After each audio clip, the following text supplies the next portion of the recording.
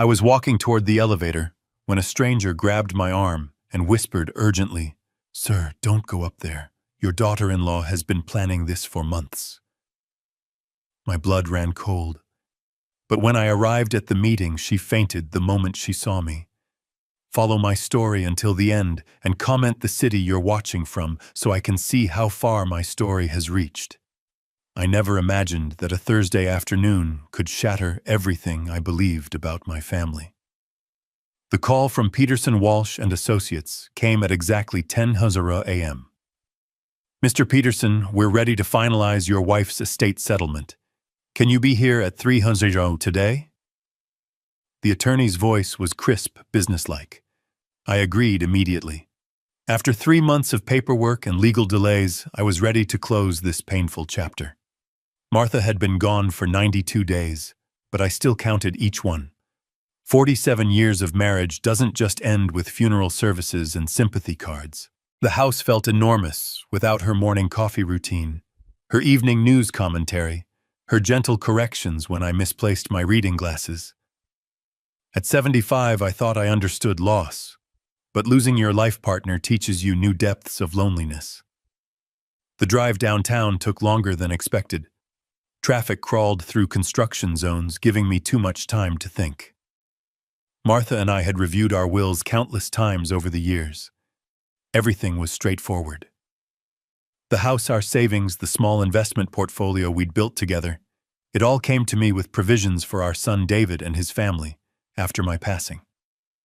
I pulled into the parking garage beneath the law building, my arthritic hands gripping the steering wheel tighter than necessary.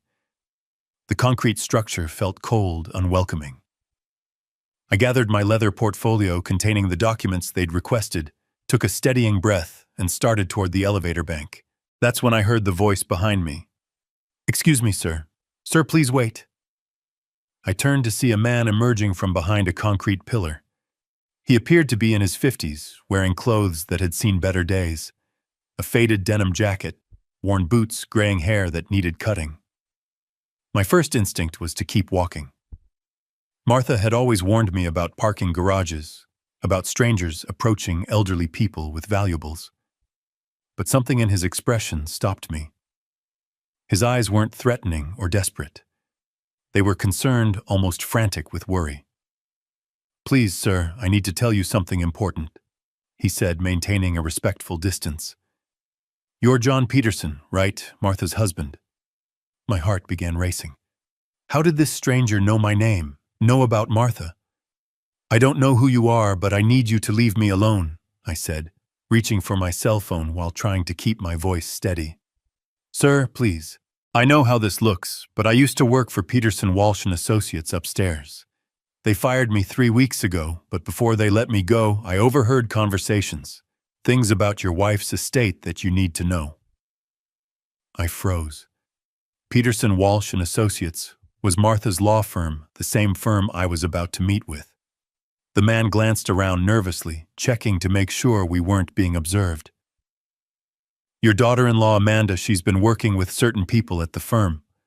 There are documents, things she's had prepared behind your back." My mouth went dry. "What are you talking about?" "Sir, I can't prove everything yet, but I believe she's been planning to challenge your wife's will. She's been telling people you're not mentally capable of managing the estate. She has medical record statements from people claiming you've been acting confused, showing signs of dementia." The words hit me like a physical blow. I gripped the side of my car for support. "That's impossible. I've never been diagnosed with anything. My mind is perfectly clear." "I know, sir. That's why I've been waiting here hoping to catch you before the meeting. She wasn't expecting you to show up today. She told Mr. Walsh you probably wouldn't even remember the appointment." Anger flared, cutting through my shock. How dare she question my mental capacity? The man nodded sympathetically. "There's more, sir. She's been forging documents making it look like your wife wanted to change her will in her final days. She has fake medical reports saying Martha was concerned about your ability to handle finances." I felt like the ground was shifting beneath my feet. None of this made sense. Martha had never expressed concerns about my financial management. If anything, I had handled most of our money matters throughout our marriage with her full trust and support. "Why are you telling me this?" I asked, studying his weathered face for any sign of deception. "Because your wife was always kind to me when she came to the office, sir. And because what they're doing isn't right. I may not have much left, but I still have my conscience." I looked at this stranger who was risking whatever little stability he had to warn me. "What's your name?" "Frank Rodriguez, sir. I was a paralegal at Peterson Walsh & Associates for 15 years before they decided I knew too much about their side operations." "Side operations?" I asked, my voice barely above a whisper. Frank glanced around the parking garage again, making sure we were still alone. "They've been helping certain wealthy clients manipulate estate documents for years, taking huge fees for making inconvenient family members disappear from inheritance papers. Your daughter-in-law has been paying them very well." The elevator dinged in the distance and Frank stepped back into the shadows. "Sir, you need to be extremely careful up there. They're expecting you to just sign papers without reading them thoroughly. Don't let them pressure you into anything." Before I could ask more questions, he had melted back between the parked cars, leaving me standing there with my mind reeling. Part of me wanted to dismiss his words as the ravings of a desperate man, but something in my gut told me he was telling the truth. I thought about Amanda, my daughter-in-law of 7 years. She had always been sweet to my face, but I had noticed subtle changes over the past year. The way she would exchange glances with David when I spoke. How she seemed to steer conversations away from me during family dinners. The barely concealed impatience when I told stories about Martha and our life together. With shaking hands, I pressed the elevator button. As the doors closed, I caught a glimpse of Frank watching me from behind a concrete pillar, his expression filled with genuine concern. The ride to the 12th floor felt like an eternity. When the doors opened, I stepped into the reception area of Peterson Walsh & Associates. The polished marble floors and expensive oil paintings that once impressed me now seemed ominous, like a beautiful trap designed to lure unsuspecting victims. "Mr. Peterson," the receptionist said with a practiced smile, "they're waiting for you in conference room B." As I walked down the hallway, my footsteps echoing on the polished floor, I noticed how quiet everything seemed. Most office doors were closed and I could hear muffled conversations behind them. I paused outside conference room B, my hand on the brass handle. Through the frosted glass, I could see several figures seated around a large table. I recognized one silhouette immediately. Amanda's petite frame and distinctive blonde hair pulled back in a tight bun. Taking a deep breath, I opened the door. The room was exactly as intimidating as I had expected. 3 men in expensive suits sat on one side of the mahogany table, with Amanda seated across from them. She looked up as I entered, and for just a moment, I saw something flash across her face. Surprise, fear. It vanished so quickly, I almost thought I had imagined it. Then she smiled. That same sweet smile she had been giving me for 7 years. "Oh, John, I wasn't sure you were coming today," she said, and the way she said it confirmed everything Frank had told me. "Hello, Amanda," I replied, keeping my voice steady despite the storm raging inside me. "Of course I'm here. This is about Martha's estate." The lead attorney, a silver-haired man with cold gray eyes, gestured to an empty chair. "Mr. Peterson, please have a seat. We have several documents that require your signature today." As I sat down, I noticed Amanda fidgeting with her wedding ring, twisting it around her finger repeatedly. She wouldn't meet my eyes directly, instead focusing on a stack of papers in front of her. "Before we begin," I said, placing my portfolio firmly on the table, "I'd like to understand exactly what we're discussing today. Martha and I reviewed her will many times over the years. I'm familiar with her wishes." The attorney exchanged a quick glance with his colleagues. "Mr. Peterson, there have been some recent developments. Your wife made certain amendments to her will in her final weeks, expressing concerns about your ability to manage the estate independently." "Stop," I interrupted, surprising myself with the firmness in my voice. What kind of concerns? Amanda finally looked directly at me, her blue eyes wide with what appeared to be genuine worry. John, Martha was concerned about your health. She mentioned several incidents where you seemed confused, forgetful. She wanted to make sure the estate was handled properly. The words felt like a physical slap. Incidents? What incidents? One of the other attorneys slid a manila folder across the polished table. Mr. Peterson, we have documentation of several occasions where family members observed concerning behavior. Memory lapses, confusion about dates and financial matters, difficulty managing household responsibilities.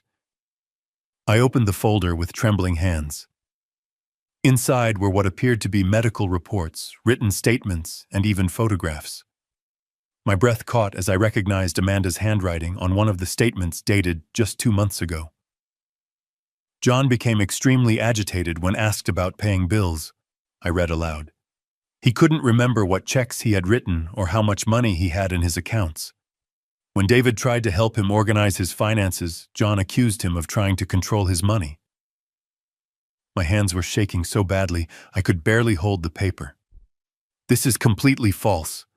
I have never accused David of trying to control anything. I manage my own finances perfectly well. John, Amanda's voice was soft, almost pitying. You did say those things. We were all very worried about you. That's why Martha decided she needed to make new arrangements. I stared at this woman I had welcomed into my family, who had sat at my dinner table countless times, who had cried at Martha's funeral and hugged me afterward. The person looking back at me now was a complete stranger. What arrangements? I managed to ask.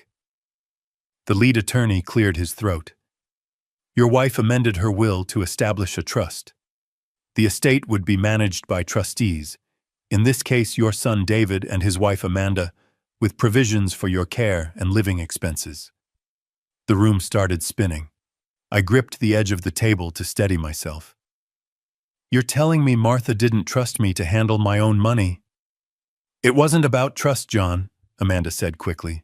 It was about protection. Martha loved you so much. She just wanted to make sure you were taken care of properly. I closed my eyes, trying to process what was happening. When I opened them again, I noticed something that made my blood run cold. In the corner of the conference room sat a small digital recording device, its red light blinking steadily. Are you recording this meeting? I asked. The attorneys looked uncomfortable. It's standard practice for estate settlements, the lead attorney said. Standard practice to record a grieving widower without his consent. Before anyone could answer, there was a soft knock on the door. A secretary peered in nervously. Mr. Walsh, there's someone here to see you. He says it's urgent. The lead attorney frowned. We're in the middle of an important meeting. Sir, he says his name is Frank Rodriguez, and he has information about this case. I watched as all the color drained from Amanda's face. She looked like she might be sick. I don't know anyone by that name, Walsh said quickly. Tell him we're busy. Actually, I said, standing up slowly, I'd like to hear what Mr. Rodriguez has to say. John, I don't think that's necessary, Amanda said, her voice higher than usual. We should just focus on getting through these documents. But it was too late. Frank appeared in the doorway looking cleaner than he had in the parking garage, but still obviously out of place in the expensive law office. Mr. Peterson, he said, nodding at me respectfully. I apologize for interrupting, but I have something you need to see. Walsh stood up abruptly. Sir, you're trespassing. I'm calling security. Go ahead, Frank said calmly. But first, Mr. Peterson should know that I have copies of the original documents. The real ones from before they were altered. The room went dead silent. I could hear my own heartbeat pounding in my ears. Frank reached into a worn messenger bag and pulled out a manila folder. I made copies before they fired me. Your wife's original will dated 8 months ago, and the real medical reports from her doctor, not the fabricated ones they created.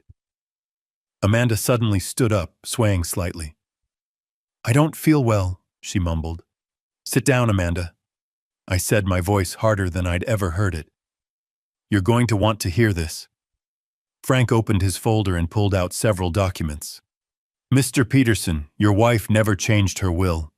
These people, he gestured toward the attorneys, have been working with your daughter-in-law to create false documents. They forged Martha's signature and fabricated medical reports to make it look like she questioned your mental capacity. That's preposterous, Walsh sputtered. This man is clearly disturbed. We have witnesses to Mrs. Peterson's concerns about her husband's condition. You mean the witnesses your firm paid? Frank asked calmly. I have the receipts for those payments too. Amanda made a small whimpering sound and suddenly collapsed back into her chair, her face white as paper.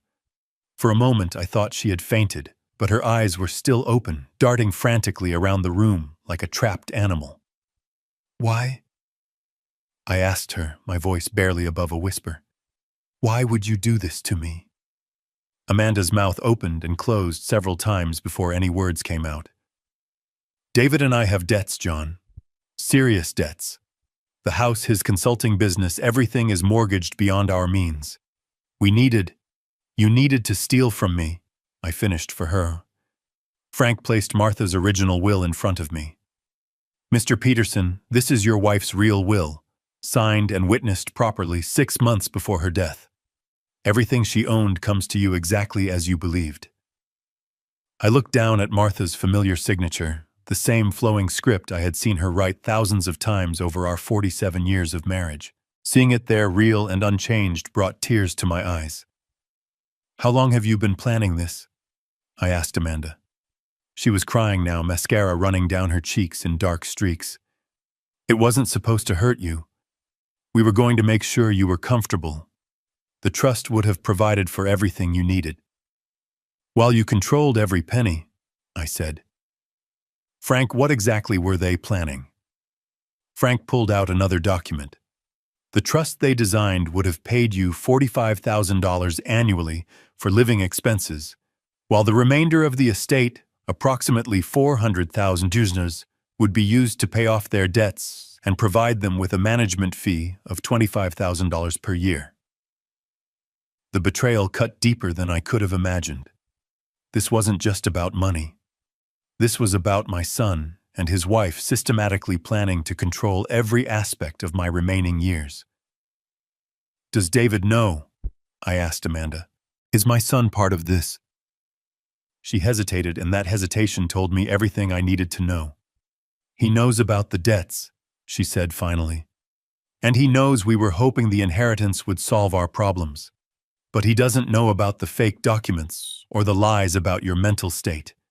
He thinks Martha really did change her will because she was worried about you. Walsh was frantically shuffling papers, probably trying to hide evidence. Mr. Peterson, I think there's been a serious misunderstanding. Perhaps we should reschedule this meeting when everyone has had time to. No, I said firmly. We're going to finish this right now. I looked around the room at these people who had tried to rob me of more than just money. They had tried to steal Martha's final gift to me. Not just her financial security, but her trust. Her faith in my ability to live independently and make my own decisions. But I also looked at Frank, this man who had nothing to gain and everything to lose by speaking up for me. A man who had risked whatever little stability he had left to make sure I knew the truth. What happens now? I asked Frank. Frank looked at the attorneys with disgust. Now we call the police. As he reached for his phone, Amanda let out a small sob and slumped forward, finally fainting for real this time. But I felt no sympathy for her. The woman who had just collapsed wasn't the daughter-in-law I thought I knew. She was a stranger who had been wearing Amanda's face for 7 years, manipulating my family while planning my financial destruction. Walsh tried one last desperate move. Mr. Peterson, even if there have been some irregularities in the documentation, your son and daughter-in-law are still facing serious financial difficulties. Perhaps we could work out some arrangement. The only arrangement, I said, standing up and gathering Martha's real will be between Amanda, you, and the police. Frank was already dialing 911. Within minutes I could hear sirens in the distance. As we waited, I couldn't help but think about how close I had come to signing those papers. If Frank hadn't risked everything to warn me, I would have walked into this meeting completely unprepared. I would have signed away my independence, believing that my beloved Martha had lost faith in me in her final days. The thought was so horrific that I had to sit down again, my legs suddenly too weak to support me. But then I looked at Frank again, this unlikely guardian who had saved me from a fate worse than losing my inheritance. He had given me back something infinitely more precious, the truth about Martha's unwavering faith in me. The police arrived within 15 minutes, but those 15 minutes felt like hours. Amanda had regained consciousness and sat slumped in her chair, no longer bothering to maintain her innocent facade. The sweet, caring daughter-in-law I thought I knew had vanished completely, replaced by someone cold and calculating. Detective Williams was a man about my age with graying hair and sharp eyes that seemed to take in everything at once. He listened patiently as Frank explained what he knew, examining the documents with calm professionalism. "Mr. Peterson," he said, after reviewing everything, "I'm going to need you to tell me about your relationship with your daughter-in-law. Start from the beginning." I found myself thinking back to 7 years ago when David first brought Amanda home to meet us. She had been 23, then working as a dental assistant, seemingly sweet and genuinely in love with my son. Martha and I had welcomed her with open arms. She was perfect, I told Detective Williams. Too perfect, I realize now. She always said exactly what Martha and I wanted to hear. Always agreed with everything we said. I thought she was just trying to fit in with the family. As I spoke, memories started shifting in my mind, like puzzle pieces rearranging themselves into a clearer picture. Things that had seemed innocent at the time now took on a darker meaning. "About 2 years ago, she started making little comments," I continued. "Nothing obvious, just small suggestions that maybe I was getting forgetful.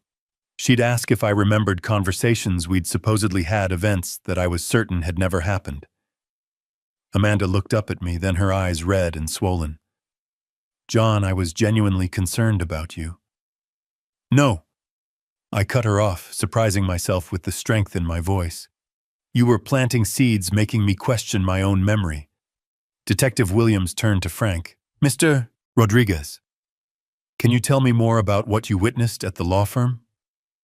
Frank pulled out his small notebook, his hands remarkably steady considering everything he had risked. "About 8 months ago, Mrs. Amanda Peterson started coming to the office regularly. At first, Mr. Walsh told us she was just asking about estate planning for her husband's family." He flipped through his notebook. "But then the meetings became more secretive. I started paying attention because something felt wrong. She would bring documents that she claimed were from doctors, statements from family friends, even photographs that were supposed to show Mr. Peterson in confused or disoriented states." "What kind of photographs?" Detective Williams asked. Amanda shifted uncomfortably in her seat. Frank looked at her with disgust before answering. "Pictures of Mr. Peterson at the grocery store, at the bank, at family gatherings. But they were taken from far away, and the captions were lies. One photo showed Mr. Peterson at a checkout counter, and Amanda's statement claimed he had been confused about money and unable to complete his purchase. But I could see in the photo that Mr. Peterson was simply chatting with the cashier while his groceries were being bagged." My hands clenched into fists. The violation felt almost physical. "You were following me, taking pictures of me living my normal life." Amanda's voice was barely a whisper. "I needed documentation. The lawyers said they needed evidence."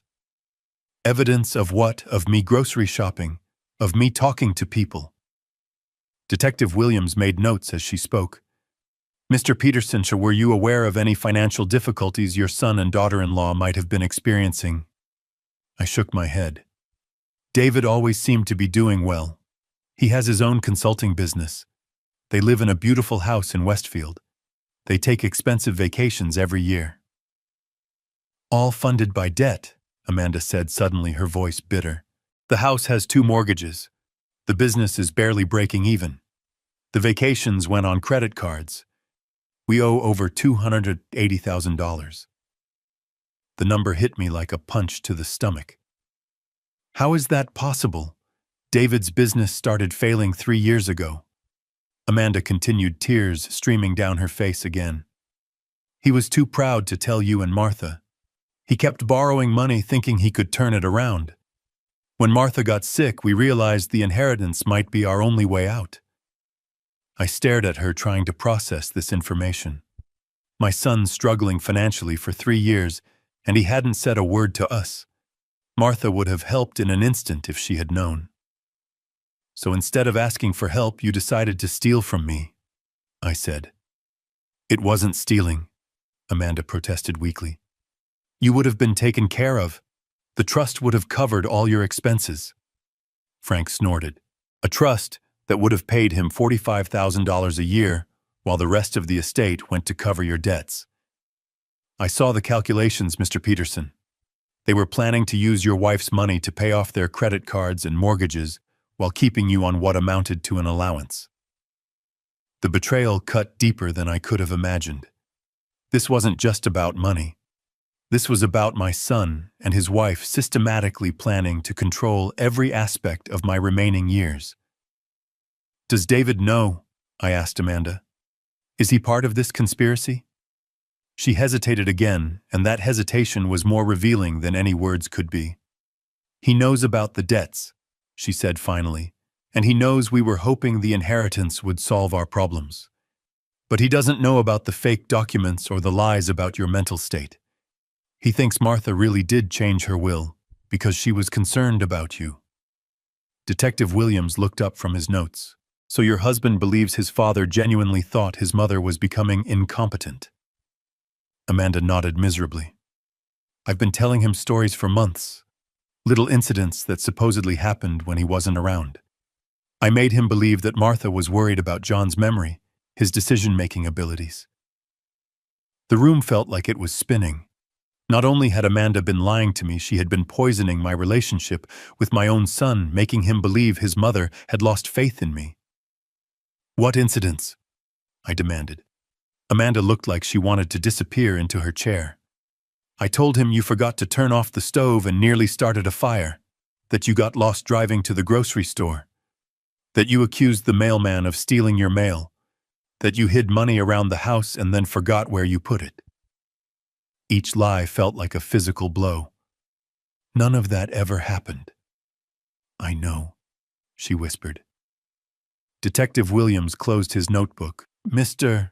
Peterson, I'm going to need you to come to the station to give a formal statement. And I'll need copies of all these documents. He looked at the attorneys who had been sitting silently through the entire conversation. Gentlemen, we'll be investigating your involvement in this matter as well. Walsh finally spoke up. Detective, we were acting on information provided to us by our client. If that information was falsified, we're as much victims here as Mr. Peterson. Frank laughed bitterly. Victims? You charged them $75,000 to forge documents and fabricate evidence. I have copies of your invoices. The lead attorney's face went white. That's not... We don't... Save it, Detective Williams said. You can explain it all downtown. As the police began gathering evidence and taking statements, I found myself looking at Amanda one more time. This woman who had shared holidays with us, who had hugged me and called me Dad, who had sat beside Martha's hospital bed during her final days. Was any of it real? I asked her. The last 7 years, the family dinners, the conversations we had. Was any of it real? Amanda looked up at me with genuine tears in her eyes. At first, yes. When I met David, when we got married, I really did care about you and Martha. But when the money problems started getting worse, when we realized how much the estate was worth. She didn't finish the sentence, but she didn't need to. I understood. Somewhere along the way, her love for my son had been corrupted by desperation and greed. As Detective Williams prepared to escort everyone out, I realized something that chilled me to the bone. If Frank hadn't warned me, if he hadn't risked everything to tell me the truth, I would have walked into this meeting completely unprepared. I would have signed those papers believing my beloved Martha had lost faith in me in her final weeks. The thought was so horrific that I had to sit down again, my legs suddenly too weak to support me. 3 days after the police station, I sat in my kitchen staring at my phone. David had called 23 times since Detective Williams had contacted him. 23 calls I hadn't answered because I wasn't ready to hear his voice, wasn't ready to know how much of his wife's poison he had absorbed. Frank had come by twice, bringing me copies of documents and checking to make sure I was all right. This man who lived in a rented room above a diner cared more about my well-being than my own daughter-in-law had. The irony wasn't lost on me. The doorbell rang at exactly 2:00, just as I had expected. Through the peephole, I could see David standing on my porch, his face haggard and his usually perfect hair disheveled. Next to him stood Amanda, looking smaller and more fragile than I had ever seen her. I opened the door, but didn't invite them in. "Dad," David said, his voice cracking on the single word. "We need to talk." I studied my son's face, searching for signs of the man I had raised. He looked exhausted, older than his 35 years. Dark circles shadowed his eyes, and his clothes looked like he had slept in them. "Do we?" I asked, keeping my voice neutral. "Please, Dad, let us come in. Let us explain." I stepped aside, but only because I needed to hear what he had to say. I needed to know how much he knew, how much he had participated in his wife's scheme. They sat on the couch Martha and I had picked out together 20 years ago. The same couch where we had welcomed Amanda into our family when David first brought her home. The same couch where we had shared countless family moments that now felt tainted by lies. "Detective Williams told me everything," David said without preamble. "About the fake documents, the forged medical reports, the lies about Mom changing her will." He paused, his voice breaking. "And I had no idea, Dad. I swear to you I had no idea Amanda was doing any of that." I remained standing, my arms crossed. "But you knew about the debts." His face crumpled. "Yes. We're drowning, Dad. The business is failing. We owe money everywhere. And I was too ashamed to tell you and Mom. I kept thinking I could fix it, that I could turn things around before you ever had to know. So when Martha got sick, you started thinking about the inheritance." David flinched as if I had slapped him. "Not like that, not the way you're making it sound." "Then how?" Amanda spoke up for the first time since entering my house. "David, tell him the truth. All of it." I turned to look at her, surprised. The woman sitting on my couch looked nothing like the confident manipulator I had seen at the law office. She looked broken, defeated. David ran his hands through his hair. "When Mom got her diagnosis, when we knew she only had months left, I started panicking about what would happen to you after she was gone. You'd be all alone in this big house, managing everything by yourself." "I'm 75, David, not 95. "I know, but Amanda started pointing out little things. Times when you seemed confused or forgetful. She said Mom had mentioned being worried about you." I felt my anger flare. "What little things?" David looked uncomfortable. "Like when you forgot about our dinner plans last Christmas. Or when you couldn't remember our new neighbor's name. Or when you put the coffee in the refrigerator instead of the pantry." I stared at him in disbelief. "David? You canceled dinner at the last minute because Amanda got food poisoning. Our neighbor's name is Jim Morrison, and I knew that perfectly well. And putting coffee in the refrigerator once after working in the garage for 4 hours doesn't make me senile." The confusion on his face was genuine. He looked from me to Amanda and back again. "But Amanda said—" "Amanda lied," I said flatly. "About everything." Amanda was crying again, silent tears streaming down her face. "I twisted things," she whispered. "I took normal everyday moments and made them sound like symptoms of dementia. I made you see problems that weren't there." David looked like someone had pulled the ground out from under him. "Why would you do that?" "Because I was desperate," Amanda said.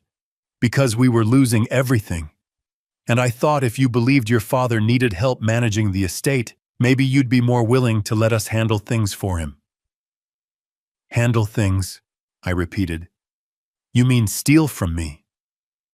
No, Amanda protested weakly. We would have taken care of you. You would have had everything you needed. Under your control, I said.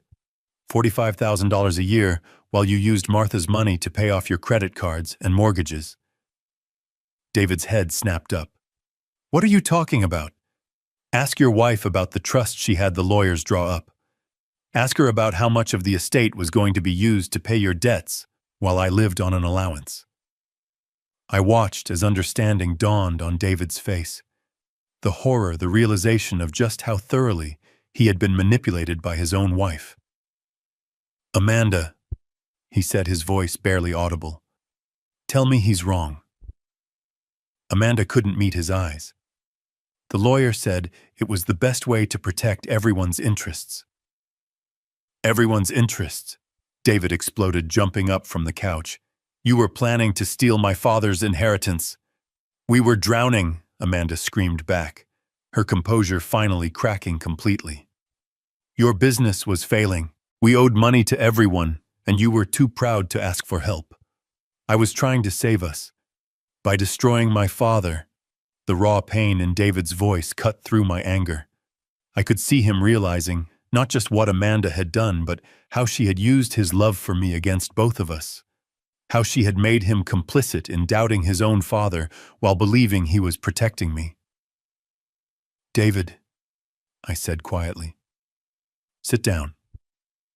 He sank back onto the couch, looking like a man who had just discovered his entire life was built on lies. I want you to understand something, I continued. Your mother never doubted me. Not once, not ever. Her will was never changed. She never questioned my ability to manage our affairs. The woman you knew, the mother who raised you, that woman trusted me completely until the day she died. David broke down, then sobbing, like he had when he was a little boy. I'm so sorry, Dad. I'm so sorry. I believed her. I should have known you better than that. You should have, I agreed, but she was very good at what she did. I looked at Amanda, who was staring at her hands in her lap. How long have you been planning this? When did you decide I was the enemy? You were never the enemy, she said. But when the debt started piling up, when we realized we might lose everything, I started thinking about the inheritance differently. Your wife's estate is worth over $900,000, John. That money could solve all our problems. That money was Martha's life's work. Money she saved so I could live comfortably after she was gone. You don't need $900,000, Amanda said, a flash of her old resentment showing through. You live simply. You don't travel. You don't spend money on expensive things. That money would just sit in the bank while we lost our house, our cars, everything we've worked for. And there it was. The real Amanda. The woman who believed she deserved Martha's money more than I did because she would spend it while I would save it. The woman who had convinced herself that stealing from me was actually noble because I didn't need what my wife had left me. David looked at his wife like he was seeing her for the first time. Amanda, how could you think like that? How could you believe you had any right to Dad's inheritance? Because he doesn't need it, Amanda shouted. Because we do. Because you were too stubborn and proud to ask for help when we needed it. So instead of asking, you decided to take, I said. The room fell silent, except for the sound of Amanda's crying and David's ragged breathing. Finally, David spoke. Dad, what happens now? I had been asking myself the same question for 3 days. What did happen now? My daughter-in-law had tried to steal my inheritance through an elaborate scheme involving forged documents and false medical reports. My son had been manipulated into doubting his own father's competence. The lawyers who were supposed to protect Martha's wishes had been willing to fabricate evidence for the right price. But underneath all of that was a deeper question. Could this family be saved? I looked at David, at the genuine remorse and horror on his face. Then I looked at Amanda, still defiant, even in her defeat. That depends, I said finally, on what you're both willing to do to make this right. The silence in my living room stretched on for what felt like hours. David sat with his head in his hands while Amanda stared at the floor, her tears finally spent. I remained standing, waiting for one of them to speak first, to show me who they really were beneath all the lies and desperation. It was David who broke the silence. "What do you want us to do, Dad?" I had spent 3 sleepless nights thinking about that question. What did I want? Justice, revenge? Or something harder to define, the restoration of trust that might be impossible to rebuild? "I want the truth," I said. "All of it. Every lie, every manipulation, every moment when you chose to doubt me instead of trust me." David lifted his head, his eyes red and swollen. "I'll tell you everything I know, Dad. But I swear to you I thought I was protecting you. Amanda convinced me that Mom was worried about your memory, that she wanted to make sure you were taken care of." "How?" I asked. "What exactly did she tell you?" David glanced at his wife, who still wouldn't look up from the floor. "She said Mom had mentioned it to her during one of her doctor visits. That Mom was concerned about leaving you alone with so much responsibility." I felt a chill run down my spine. "Amanda was with Martha at her doctor visits." "Sometimes," David said. "When I couldn't get away from work, she offered to drive Mom and help her keep track of her medications and appointments." I turned to look at Amanda. "You used my wife's illness as an opportunity to manipulate my son." Finally, she looked up at me. "Martha never said anything about being worried about you. But she was so weak during those last months, so dependent on everyone around her. It made it easy to suggest that maybe she should be thinking about what would happen to you after she was gone." "Suggest to whom?" I demanded. "To David. I would mention things when we got home from the appointments. Little comments about how frail Martha was getting, how much she was depending on you for everything. I made it sound like Martha was concerned about burdening you." The betrayal cut deeper than I had thought possible. This woman had used my wife's final months, when she was at her most vulnerable, to plant seeds of doubt about me in our son's mind. "What else?" I asked, my voice steady despite the rage building inside me. Amanda wiped her nose with a tissue. "I started paying attention to everything you did. Every time you forgot where you put your keys, every time you had to ask someone to repeat themselves, every normal thing that happens to everyone every day. I would mention it to David later, make it sound concerning." "And you believed her," I said to David. "She was so subtle about it, Dad. She never said you were having problems directly. She would just mention things casually, like she was worried but didn't want to make a big deal about it. Over time, it started to seem like there was a pattern." I thought back over the past year, trying to remember interactions with both of them. Had I noticed Amanda paying unusual attention to my words and actions? Had there been signs I had missed the photographs? I said suddenly. "When did you start following me?" Amanda shifted uncomfortably. "About 6 months ago. The lawyer said they would need documentation if we were going to challenge your competency." "Challenge my competency," I repeated. "You were planning to have me declared mentally unfit." "No," David said quickly. "That's not what we discussed." "That's exactly what we discussed," Amanda snapped, turning to face her husband. "David, stop pretending you didn't know what this was about.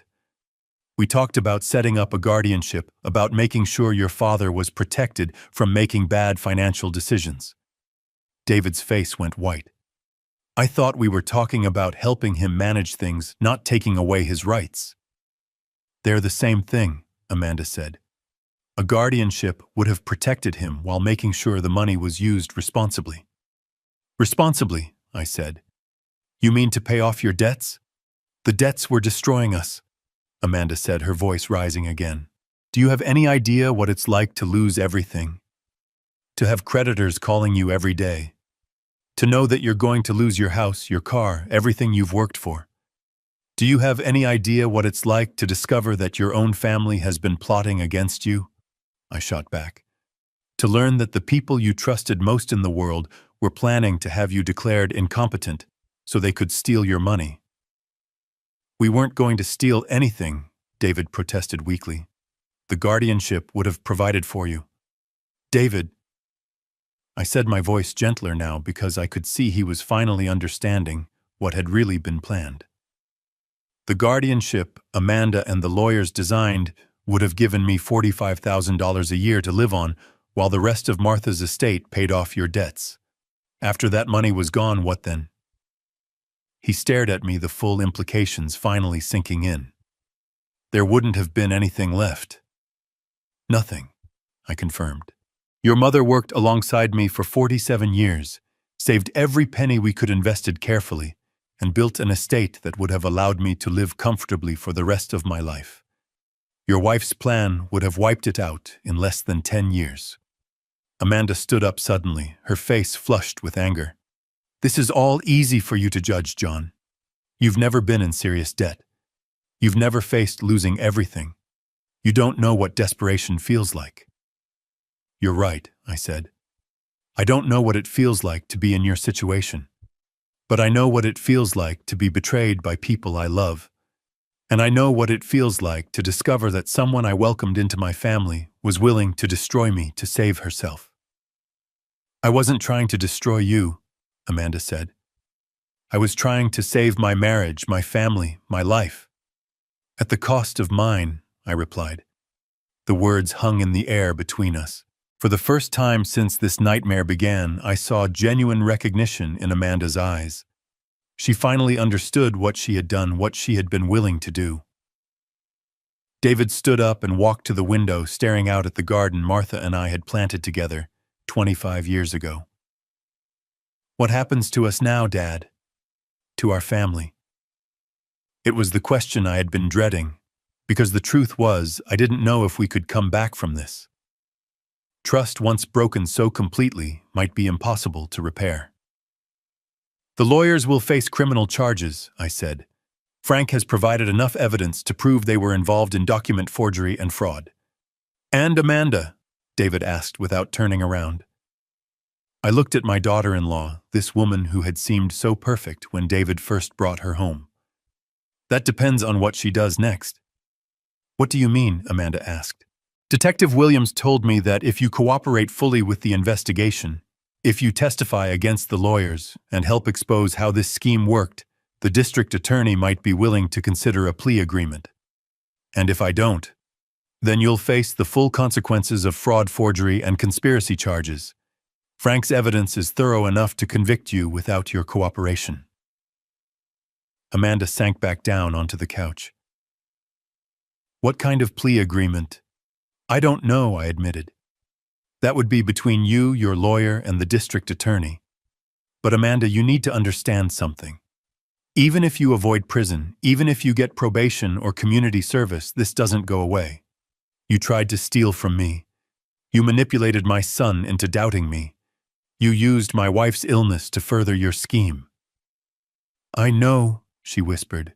Do you? I asked. Because 5 minutes ago, you were still defending what you did. You were still acting like I didn't deserve the money Martha left me. Amanda looked up at me with something that might have been genuine remorse. I was wrong. I can see that now. I let desperation turn me into someone I don't recognize. Someone willing to destroy an innocent person to get what I wanted. Yes, I said. It was such a small word, but it carried the weight of everything that had happened. Finally, an admission without excuses or justifications. Michael turned back from the window. Dad, is there any possibility that we can fix this, that our family can survive this?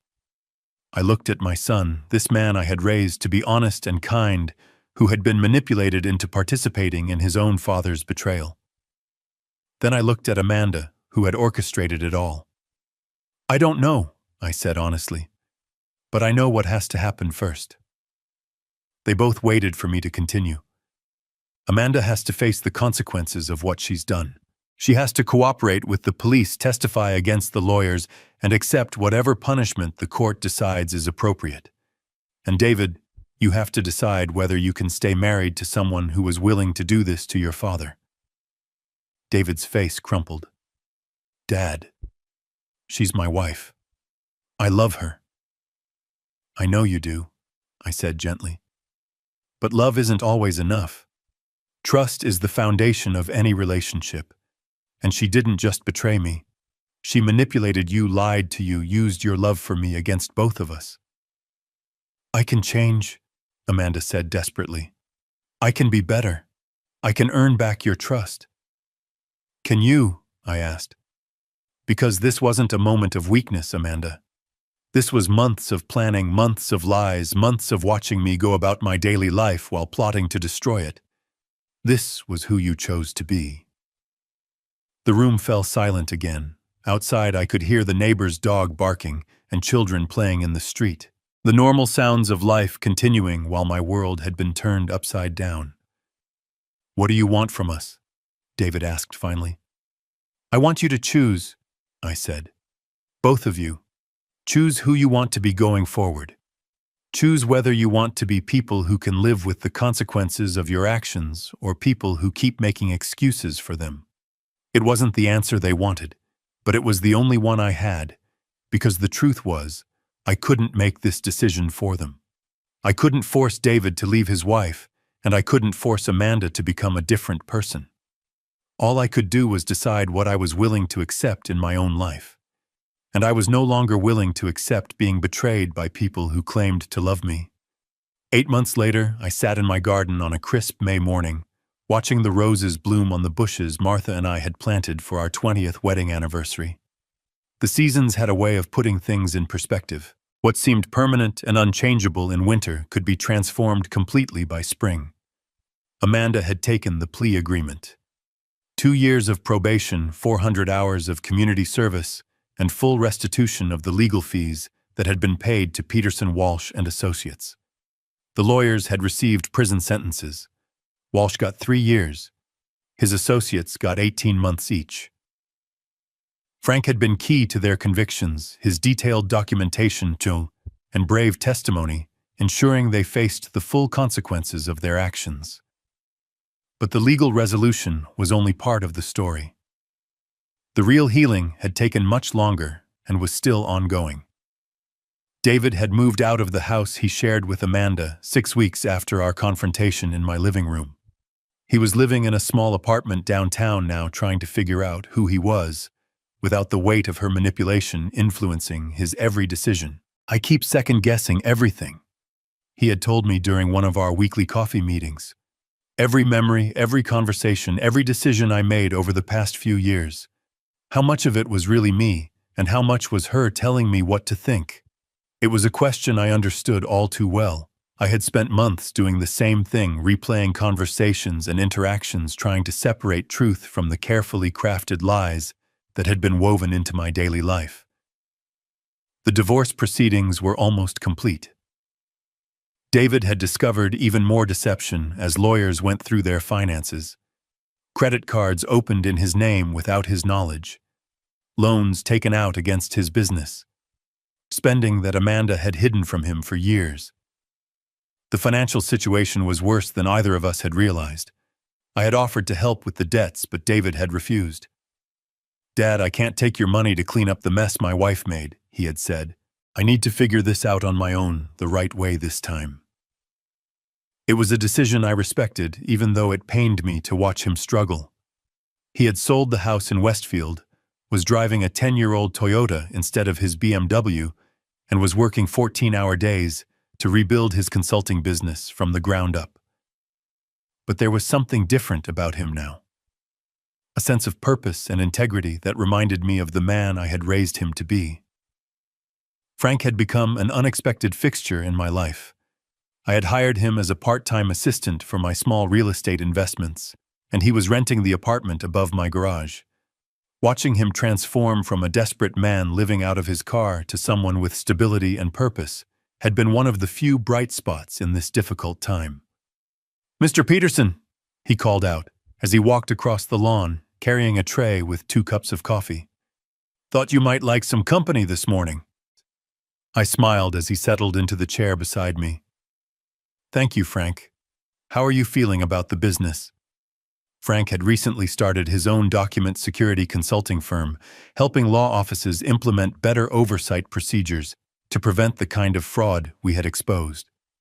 It was ironic justice that his experience being fired for knowing too much had become the foundation for his new career. "Business is good," he said thoughtfully. "Turns out a lot of firms want to make sure they don't end up like Peterson Walsh and Associates." We sat in comfortable silence for a while, both of us processing the long journey that had brought us to this moment. "Have you heard from Amanda lately?" I asked. Frank nodded. "She comes to the community center sometimes when I'm there teaching document literacy classes. She doesn't say much, but she works hard. I think she's finally starting to understand what real consequences look like." I wasn't sure how I felt about that. Part of me wanted Amanda to suffer, to truly comprehend the harm she had caused. But a larger part of me just wanted her to become a better person, someone who would never again be capable of the cruelty she had shown me. My phone buzzed with a text message. It was from David. "Coffee later, I have some news." I showed the message to Frank, who raised an eyebrow. "Think it's good news or bad news?" "With David these days, it could be either," I replied. That afternoon, David arrived at my house looking better than he had in months. He had gained back some of the weight he had lost during the stress of the divorce, and there was color in his cheeks again. "You look good," I told him as we settled in the kitchen with our coffee. "I feel good, Dad. Really good.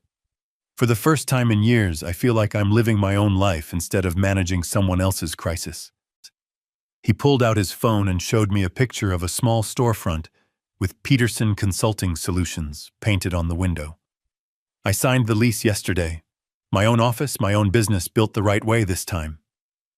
Pride swelled in my chest. "Your mother would be so proud of you." "I hope so," David said. "I've been thinking about her a lot lately, about the values she tried to teach me, the kind of man she wanted me to become. I lost sight of that for a while." "We all did," I said gently. "But we found our way back." David reached across the table and took my hand. "Dad, I need to ask you something, and I need you to be honest with me." I squeezed his hand. "Always. Can you ever forgive me, really forgive me? Not just say the words because you love me, but actually let go of what happened?" It was a question I had been asking myself for months. Could I truly forgive my son for doubting me, for being manipulated into participating in a scheme that could have destroyed my life? "David," I said carefully, "forgiveness isn't something that happens all at once. It's a choice I make every day. Some days it's easier than others."